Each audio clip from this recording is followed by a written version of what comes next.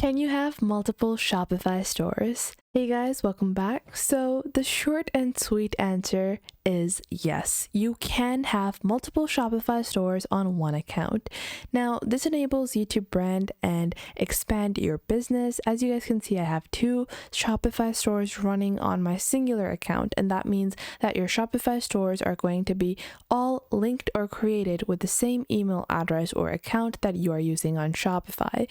Plus, you can actually create upwards of 10 Shopify stores all at once. So all you have to do is click on your top right and you can go into online stores over here.